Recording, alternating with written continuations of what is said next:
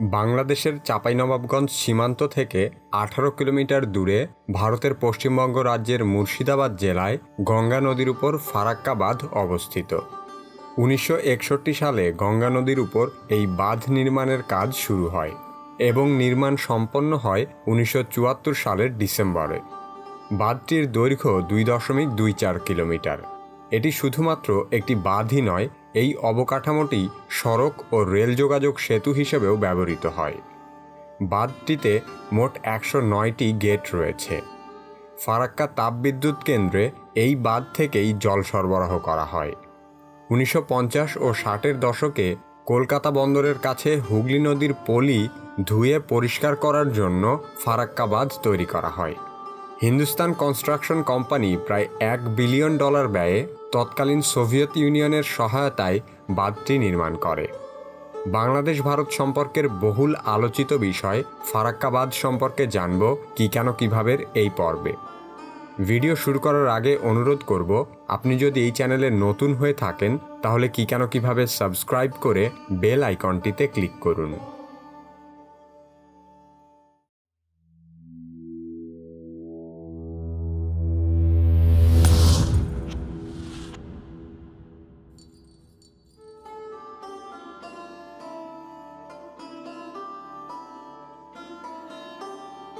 ১৯৭১ সালে বাংলাদেশ স্বাধীন হবার পর গঙ্গার পানি বণ্টন নিয়ে ভারতের সাথে আলোচনা শুরু করে। ১৯৭৪ সালের ১৬ই মে বাংলাদেশের তৎকালীন প্রধানমন্ত্রী বঙ্গবন্ধু শেখ মুজিবুর রহমান এবং ভারতের প্রধানমন্ত্রী ইন্দিরা গান্ধী ফারাক্কা পয়েন্টে গঙ্গার পানি বণ্টন বিষয়ে আলোচনা করেন। এই সম্মেলনে সিদ্ধান্ত হয় যে উভয় দেশ একটি চুক্তিতে আসার আগে ভারত ফারাক্কা বাঁধ চালু করবে না।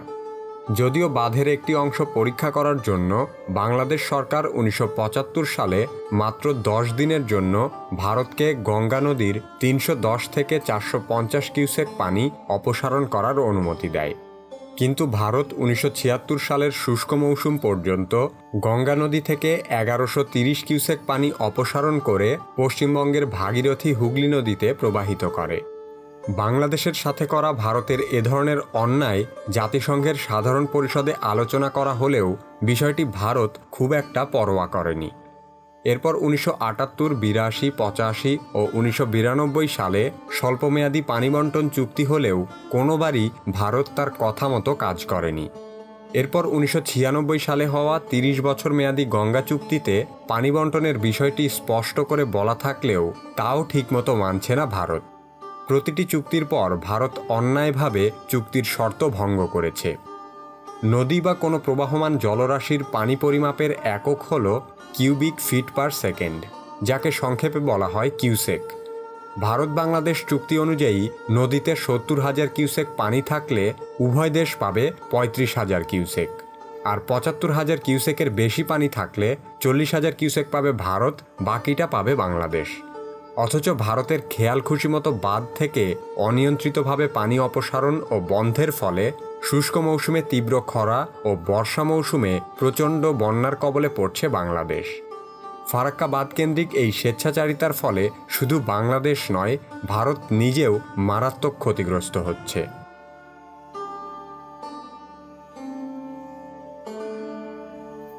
ফারাক্কা বাঁধ নির্মাণের আগে দুই দেশের নদী বিশেষজ্ঞরা এর বিরোধিতা করে বলেন, গঙ্গা বা পদ্মার মতো বিশাল নদীর গতিপথে বাঁধ দিয়ে বিঘ্নিত করলে নদীর উজান এবং ভাটি উভয় অঞ্চলের প্রাকৃতিক ভারসাম্য মারাত্মকভাবে ক্ষতিগ্রস্ত হবে।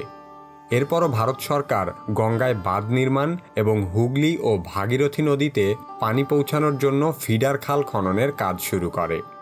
এই বাঁধ থেকে ভাগীরথী হুগলি নদী পর্যন্ত ফিডার খালটির দৈর্ঘ্য প্রায় ৪০ কিলোমিটার। এই অপরিণামদর্শী প্রকল্প বাংলাদেশ এবং ভারতের পশ্চিমবঙ্গ ও বিহার রাজ্যে ব্যাপক পরিবেশ বিপর্যয় ডেকে আনে। ফারাক্কার প্রভাবে বাংলাদেশ অংশের পদ্মা পরিণত হয়েছে একখণ্ড মরুভূমিতে। বাঁধের ফলে পদ্মা নাব্যতা হারিয়েছে ২৫০০ কিলোমিটার নদীপথ। সেই সাথে ৪৯টি শাখা নদীর অস্তিত্ব সম্পূর্ণ বিলীন হয়েছে। ফারাক্কা ব্যারেজ চালুর পর গত ৪ দশকে গঙ্গা অববাহিকায় ব্যাপক পরিবর্তন ঘটেছে। গঙ্গার উজানে বিহার ও উত্তরপ্রদেশ এবং ভাটিতে সুন্দরবন পর্যন্ত পরিবেশ বিপর্যয়ের চিত্র আজ সুস্পষ্ট। গঙ্গার উজানে বিপুল পরিমাণ পলি জমে প্রতিবছর বন্যা দেখা দিচ্ছে ভারতের বিহার সহ উত্তরপ্রদেশের বিস্তীর্ণ এলাকায়। অন্যদিকে গ্রীষ্ম মৌসুমে পানি আটকে রাখার ফলে নদীর স্বাভাবিক গতি হারিয়ে ক্ষতির শিকার হচ্ছে ভাটি অঞ্চলের বাংলাদেশ।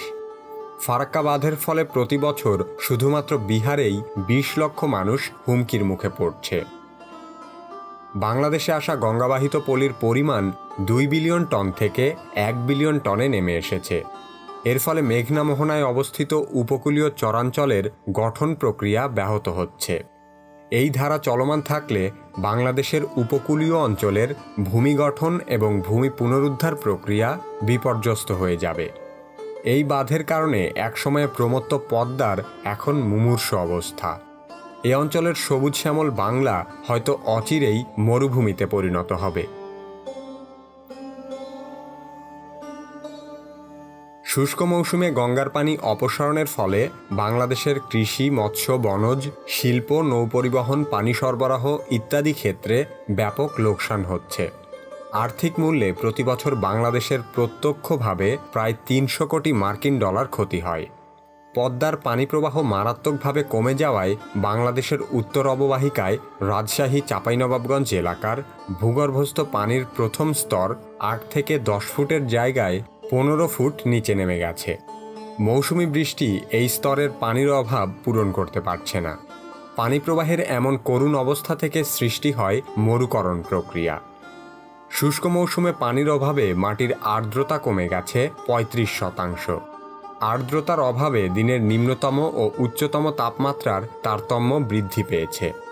বাংলাদেশের গড়াই নদী এখন এই মরুকরণ প্রক্রিয়ায় সম্পূর্ণভাবে বিলুপ্ত। প্রবাহ কমে যাওয়ায় নদীর নাব্যতা কমে গেছে, ফলে বাংলাদেশে প্রায়ই বড় মাপের বন্যার সম্মুখীন হতে হচ্ছে। এছাড়া মিঠা পানির সরবরাহ কমে যাওয়ায় কৃষিক্ষেত্রে এর ভয়াবহ প্রভাব লক্ষ্য করা যাচ্ছে। বাঁধের ফলে খুলনা অঞ্চলের মাটির লবণাক্ততা বৃদ্ধি পেয়েছে।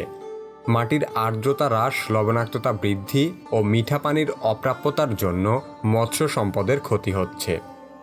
গঙ্গার অনিয়ন্ত্রিত পানি প্রবাহের কারণে এই এলাকার প্রায় ২ শতাধিক মাছের প্রজাতি ও ১৮ প্রজাতির চিংড়ি হুমকির সম্মুখীন। মাছের সরবরাহ কমে যাবার ফলে কয়েক হাজার জেলে বেকার হয়ে পড়েছে।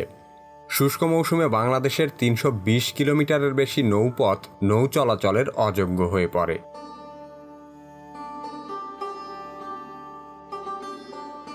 সম্প্রতি ভারতেও ফারাক্কার বিরুদ্ধে জনমত জোরালো হচ্ছে, কারণ ফারাক্কা এখন সুবিধার চেয়ে অসুবিধাই বেশি ঘটাচ্ছে। যে কলকাতা বন্দর টিকিয়ে রাখতে এই বাঁধ দেওয়া হয়েছিল, বাঁধ নির্মাণের ৪৩ বছর পরও কলকাতা বন্দরকে বাঁচানো যায়নি।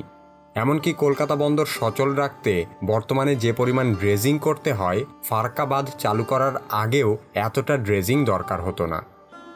বাঁধ নির্মাণের আগে স্থানীয় অধিবাসীদের বলা হয়েছিল ফারাক্কা চালু হলে আর বন্যা হবে না, কিন্তু অতীতের তুলনায় ভয়াবহ বন্যা দেখা গেছে শুধুমাত্র বাঁধের কারণে। বছর বছর বন্যার ক্ষয়ক্ষতি থামাতে বিহারের মুখ্যমন্ত্রী নীতিশ কুমার ফারাক্কা ব্যারেজ ভেঙে ফেলার প্রস্তাব দিয়েছেন, কিন্তু বিশেষজ্ঞ এবং উন্নয়ন কর্মীরা বলছেন বাঁধটি না ভেঙে এর সড়ক ও রেল যোগাযোগ ব্যবস্থা অক্ষুণ্ণ রেখেই বাঁধের গেটগুলো অপসারণ করা সম্ভব। নদীতে এ ধরনের বাঁধের ফলে যদি লাভের চেয়ে লোকসান বেশি হয়, সেক্ষেত্রে তা তুলে ফেলার একাধিক নজির ইউরোপ আমেরিকায়ও রয়েছে। তাই বাংলাদেশ ভারত উভয় দেশের জন্য অভিশাপস্বরূপ এই ফারাক্কা বাঁধ অবিলম্বে সরিয়ে ফেলাই হবে সকলের জন্য মঙ্গলকর।